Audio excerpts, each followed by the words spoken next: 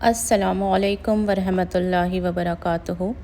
اپنے پچھلے ولاگ میں نے آپ کو بتایا تھا 8 ذو الحجہ تک، جس میں کہ ہم مینا میں ایک دن اسپینڈ کرتے ہیں اور اس کے بعد پھر ہم 9 ذو الحجہ کو عرفات کے میدان میں جاتے ہیں، اور یہ دن جو ہے عرفات کا دن کہلاتا ہے اور حج کا موسٹ امپورٹنٹ دن ہوتا ہے۔ اس دن جو عرفات کے میدان میں پہنچ گیا انشاءاللہ تعالی وہ پھر حاجی ہو گیا، اس کا حج ہو جاتا ہے اس دن۔ 9 ذو الحجہ یعنی کہ عرفہ کے دن پہ جو حاجی ہوتے ہیں وہ عرفات کے میدان میں جاتے ہیں، اور وہاں پہ ان کو مغرب تک جو ہے وہاں پہ اپنا ٹائم اسپینڈ کرنا ہوتا ہے۔ اور اگر وہ مسجد نمرہ میں نماز پڑھ رہے ہیں تو وہاں پہ ظہر اور عصر دونوں کی نماز ملا کے پڑھی جاتی ہے، لیکن ہر کوئی مسجد نمرہ نہیں پہنچ پاتا ہے کیونکہ بہت زیادہ سارے لوگ ہوتے ہیں اور اتنی اسپیس نہیں ہوتا ہے، تو زیادہ تر لوگ اپنے ٹینٹ میں ہی نماز پڑھتے ہیں۔ تو اس کنڈیشن میں جو نماز ہے وہ ظہر کی ظہر کے ٹائم پہ پڑھی جائے گی اور عصر کی عصر کے ٹائم پہ پڑھی جائے گی، ملا کے صرف تبھی پڑھنی ہے جب مسجد نمرہ میں آپ نماز ادا کر رہے ہوں۔ اور اس کے علاوہ آپ پورا دن جو ہو وہاں پہ اسپینڈ ہوتا ہے، صرف عبادت میں گزرتا ہے۔ وہاں جتنا آپ کھڑے رہ کر دعا مانگ سکیں اتنا بہتر ہوتا ہے۔ بہت فارگیونیس کا دن ہوتا ہے یہ، اللہ تعالیٰ اس دن سارے گناہ معاف کرتے ہیں، دعائیں قبول کرتے ہیں۔ تو اس دن حاجی کے لیے یہ دن بہت امپورٹنٹ ہوتا ہے، اور پورا دن وہ عرفات کے میدان میں عبادت کر کے اور دعائیں مانگ کے اپنا گزارتے ہیں۔ اس دن کے لیے ہمارے حضور پاک صلی اللہ علیہ وسلم نے کہا ہے کہ حج عرفہ ہے، مطلب کہ اس دن سب سے امپورٹنٹ ریچول جو ہوتا ہے ہمارے حج کے پورے 5 دنوں میں یہی ہوتا ہے۔ اس دن جو حاجی پہنچ گیا حج پہ تو انشاءاللہ تعالیٰ اس کا حج ہو گیا، اور آپ نے باقی سارے ریچولز کر لیے، سارے دن اچھے سے کر لیے، لیکن اگر آپ عرفات میں نہیں پہنچے تو پھر آپ کا حج نہیں ہوا۔ 9 ذو الحجہ جس کو کہ یوم العرفہ یا پھر یوم الوقوف یا ڈے آف اسٹینڈنگ کہا جاتا ہے، اس دن حاجی مغرب کے وقت تک یا سن سیٹ تک اپنا وقت جو ہے عرفات کی حدود یعنی عرفات کے میدان میں ہی اسپینڈ کرتے ہیں، چاہے وہ اپنے کیمپ میں رہیں یا میدان میں رہیں یا مسجد نمرہ میں رہیں، لیکن ان کو جو عرفات کی حدود بنائی گئی ہے اسی کے اندر رہنا ہوتا ہے۔ اور جیسے ہی مغرب ہو جاتی ہے حاجی مزدلفہ کی طرف روانہ ہو جاتے ہیں، لیکن آپ کو مغرب عرفات میں ادا نہیں کرنی ہے۔ مغرب اور عشاء دونوں آپ جب مزدلفہ پہنچ جائیں گے تو وہاں پہ یہ دونوں نمازیں آپ کو ملا کر ساتھ میں ادا کرنی ہوگی۔ عرفات کے دن بھی اکثر لوگوں کو کافی دقتوں کا سامنا کرنا پڑتا ہے، تو اس کے لیے میں نے اپنے ایکسپیرینس کے بیسس پہ کچھ پوائنٹس نوٹ ڈاؤن کیے ہیں جو کہ اگر پہلے سے پتہ ہوں حاجی کو تو ان کے لیے آسانی ہو جائے گی کہ کس طرح سے عرفات کا دن جو ہے گزرے گا اور کس طرح سے ان کو موو کرنا ہے عرفات کے دن۔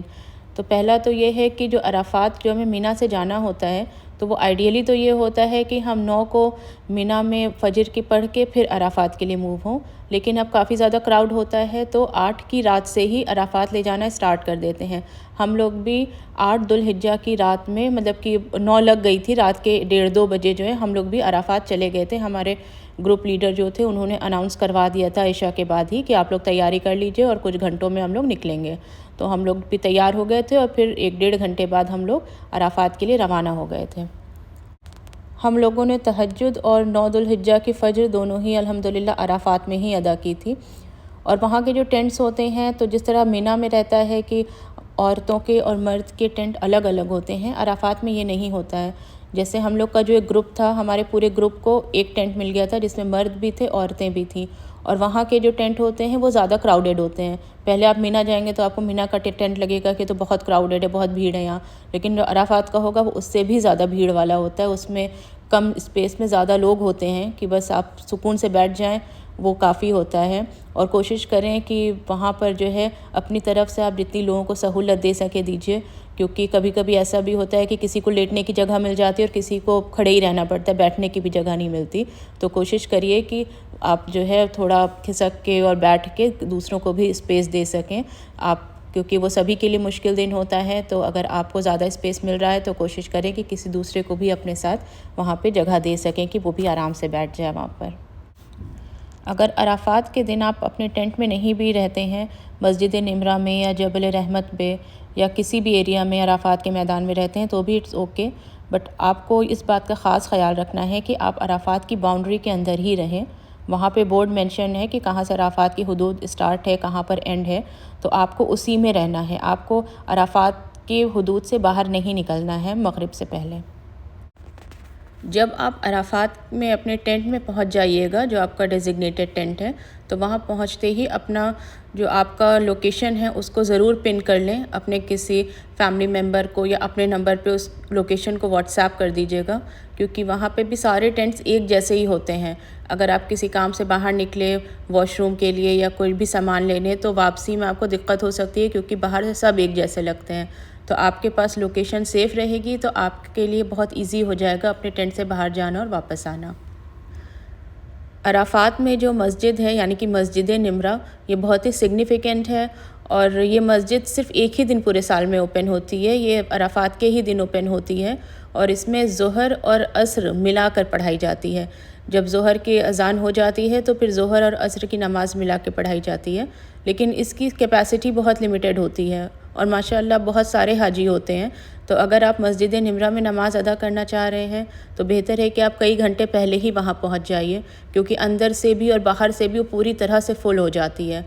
تو آپ پہلے ہی پہنچ جائیں تاکہ آپ مسجد نمرہ میں آپ کو نماز مل سکے۔ اور اگر آپ اپنے ٹینٹ میں نماز پڑھ رہے ہیں تو لوگ ٹینٹ میں بھی، کیونکہ پھر وہاں پہ بھی جماعت کر لیتے ہیں جو لوگ نہیں جا پاتے ہیں، تو ٹینٹ میں نماز پڑھیں گے تو ظہر کی نماز الگ پڑھیں گے، اور پھر جب عصر کا وقت ہوگا تب عصر کی نماز پڑھیں گے۔ ملا کے نماز تبھی پڑھنی ہے جب آپ مسجد نمرہ کی نماز پڑھ رہے ہیں۔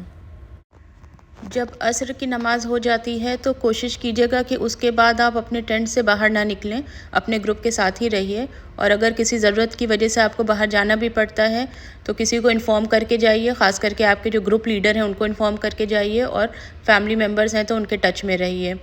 کیونکہ عصر کی نماز کے بعد جیسے ہم لوگوں کے گروپ میں تھا کہ ہمارے جو گروپ آرگنائزر تھے انہوں نے بولا تھا کہ اب آپ لوگ جا کے بس میں بیٹھ جائیے، اور بس یہیں کھڑی رہے گی، لیکن وہ جیسے ہی مغرب ہو جائے گی بس چل دے گی، کیونکہ باہر بھی بسز کا ہجوم ہوتا ہے، بہت ساری بسز ہوتی ہیں، تو جو گروپ لیڈرز ہوتے ہیں وہ اپنے اپنے گروپ کو عصر کے بعد بسز میں بٹھا دیتے ہیں، اور بس وہیں کھڑی رہتی ہے، اور جب وقت ہوتا ہے تو وہ عرفات سے روانہ ہو جاتی ہے۔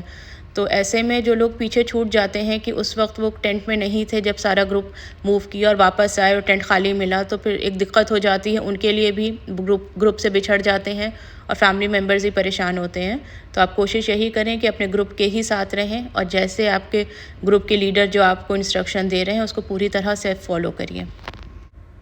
ویسے بیسٹ تو یہ ہے کہ آپ اپنے گروپ کے ساتھ ہی رہیں، جس طرح سے آپ کا گروپ لیڈر آپ کو بتا رہا ہے اسی طرح سے آپ چیزیں کریں، لیکن اگر کسی ریزن کی وجہ سے آپ پیدل جانا چاہتے ہیں مزدلفہ، آپ بس سے نہیں جانا چاہتے، تو بھی اس بات کا خاص خیال رکھیے گا کہ آپ سن سیٹ کے پہلے، مغرب کے پہلے عرفات کی باؤنڈری سے باہر نہ نکلیں۔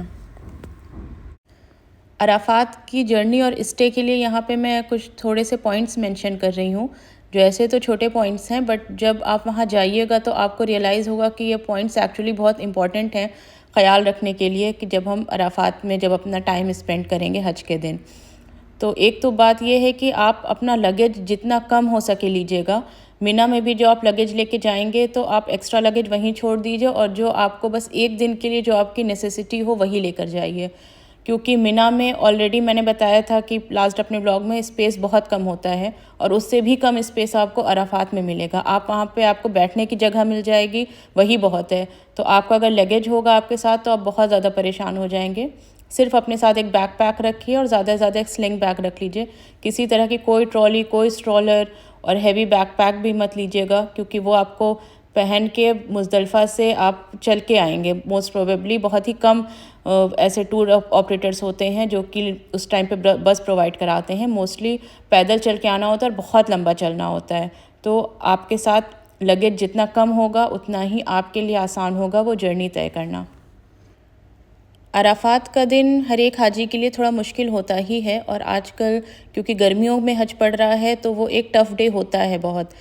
تو چاہے وہ بوڑھے ہوں چاہے جوان ہوں، ہر ایک کو وہاں مشکلات کا سامنا کرنا پڑتا ہے۔ تو اپنے اینڈ سے جو بھی تھوڑی بہت ہیلپ ہو سکے، اگر آپ کسی کی کر سکتے ہیں اپنے گروپ ممبرز کی، جس کو بھی آپ دیکھیں، چاہے وہ ان کے لیے پانی لے کر آنا ہو، یا اگر وہ راستہ بھول گئے ہوں تو ان کو ان کے ٹینٹ تک پہنچانا ہو، یا اگر ان سے سامان نہیں اٹھ پا رہا ہے اور آپ تھوڑی ہیلپ کر سکتے ہیں تو کر دیجئے۔ تو وہاں پہ آپ کی طرف سے شاید وہ چھوٹی سے ہیلپ ہو، لیکن جس کے لیے آپ کر رہے ہیں وہ اس کے لیے بہت بڑی بات ہوگی، اور بے شک اللہ تعالیٰ کو بھی یہ بہت پسند آئے گا۔ تو کوشش کریں کہ اپنی طرف سے آپ جو بھی تھوڑی بہت ہیلپ کر سکتے ہیں، جس کی وہاں بہت ضرورت ہوتی ہے، تو پلیز ضرور کیجیے۔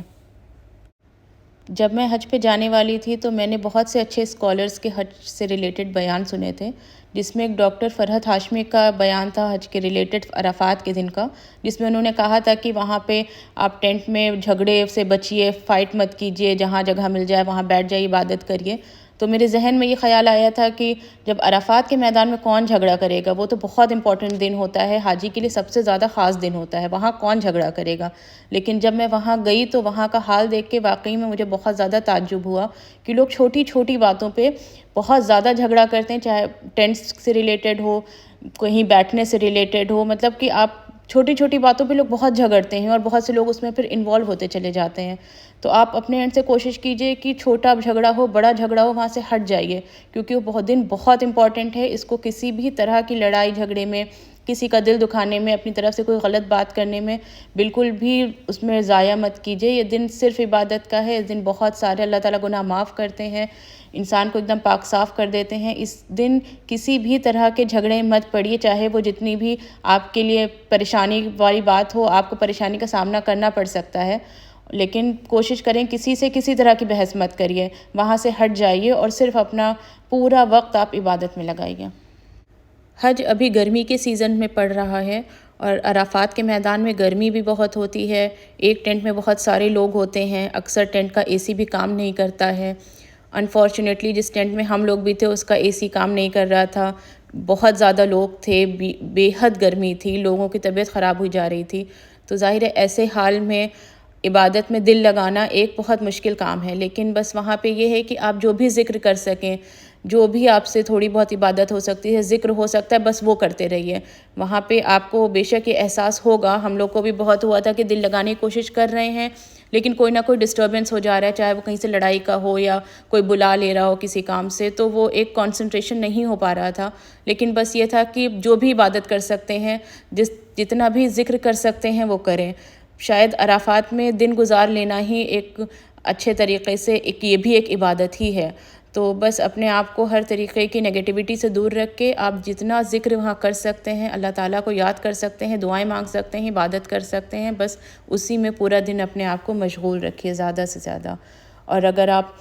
جبل رحمت پہ جا سکتے ہیں تو بے شک وہاں جائیے، مسجد نمرہ میں جائیے، جو وقت ہے کھڑے ہو کے دعائیں مانگنے کا اس میں وہ مانگیے، بٹ جو بھی آپ اپنے اینڈ سے جتنی بھی عبادت کر سکتے ہیں اس کو کیجیے، اور ساتھ ہی اپنی صحت کا بھی خیال رکھیے، کیونکہ یہ گرمی کا سیزن ہے، لوگوں کی طبیعت بہت زیادہ خراب ہو جاتی ہے وہاں پہ، تو اپنے آپ کو ہائیڈریٹڈ رکھیے اور عبادت کرتے رہیے۔ صحیح حدیثوں سے ثابت ہوتا ہے کہ ہمارے پیارے نبی حضور پاک صلی اللہ علیہ وسلم نے اس دعا کو بتایا تھا جو کہ عرفات میں پڑھنے کے لیے سب سے بہتر ہے، اور یہ عبادت سب سے اچھی ہے اس دعا کو پڑھنے کے لیے۔ یہ دعا ہے لا الہ الا اللہ وحدہ لا شریک لہ لہ الملک ولہ الحمد وہو علی کل شیء قدیر۔ یہ دعا بے شک بہت چھوٹی بھی ہے اور بہت آسان ہے یاد کرنے میں، اور ہم اس کو ہر وقت وہاں پہ اس کو پڑھ سکتے ہیں، اور یہ اللہ تعالیٰ کا بہت احسان اور کرم ہے کہ عرفات جو کہ اتنا بڑا دن ہے، اتنا عظیم دن ہے، اس میں اللہ تعالیٰ نے اس دعا کو بیسٹ بتایا ہے پڑھنے کے لیے، کیونکہ وہاں جا کے احساس ہوتا ہے کہ وہاں پہ بہت آسان نہیں ہے کہ آپ پوری خشوع کے ساتھ عبادت کر سکیں، اس طرح کا ہر طرف ایک دم ماحول ہوتا ہے۔ تو اللہ تعالیٰ نے اتنی آسانی کر دی اپنے بندوں کے لیے کہ ایک چھوٹی سی دعا ہے، آپ کو بیٹھنے کی جگہ نہیں مل رہی ہے، ٹھیک سے آپ نہیں عبادت کر پا رہے ہیں، تو آپ صرف یہ دعا ہی پڑھتے رہیے، اور اسی کو اللہ تعالیٰ نے بیسٹ کہا ہے۔ تو یہ بہت آسان دعا ہے، اس کو آپ اپنے پاس اس کا پرنٹ آؤٹ بھی رکھ لیجئے گا اور اس کو یاد بھی کر لیجئے گا، اور جتنی ہو سکے اپنی دوسری عبادتوں کے ساتھ اس دعا کو پڑھتے رہیے گا۔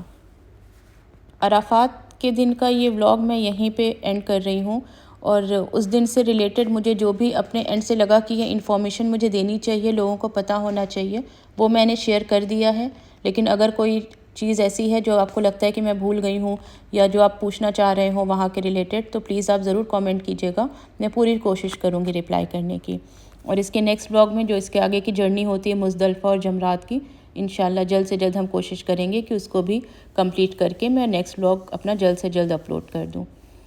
السلام علیکم ورحمۃ اللہ وبرکاتہ۔